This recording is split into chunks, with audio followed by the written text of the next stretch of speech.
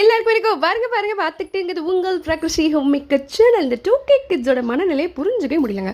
நான் கடுப்பாயிட்டு மூஞ்சி தொங்க போட்டுட்டு இருப்பேங்க, கடுப்பில் இருப்பேன். அப்பன்னு பார்த்து மூஞ்சிக்கு நேரம் வந்து சிரிச்சு போவாளுங்க.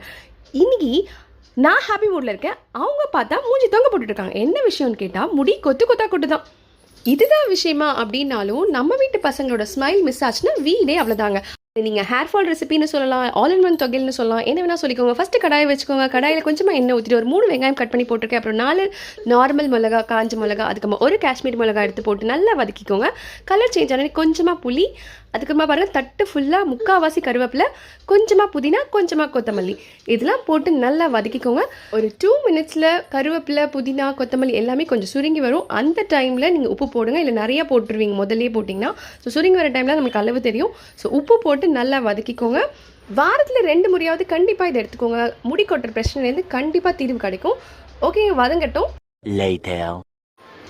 ஒரு 5 மினிட்ஸில் சூப்பராக இலையெல்லாம் நல்லா வதங்கி வந்துருச்சு. சூப்பராக வதங்கியாச்சு. அவ்வளோதாங்க. இது ஆற வச்சு அரைச்சிட்டு வர வேண்டியதான்.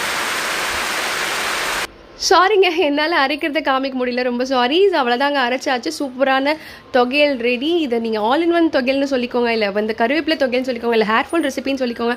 சூப்பரான தொகையல் ரெடியான சுடு சாதத்தில் அந்த தொகையில் போட்டு நெய்யை ஊற்றி பசங்களுக்கு இது மாதிரி கொடுங்க. ஆனால் எங்கள் வீட்டு பிள்ளைங்க தொகையல் சாதத்துக்கு கண்டிப்பாக வத்தல் கேட்குறாங்க. ஸோ வத்தலை பொறிச்சு அது மேலே இது மாதிரி வச்சு அன்றைக்கி சாட்டர்டே அன்றைக்கி நாங்கள் சாப்பிட்டோங்க. சூப்பராக இருந்துச்சு.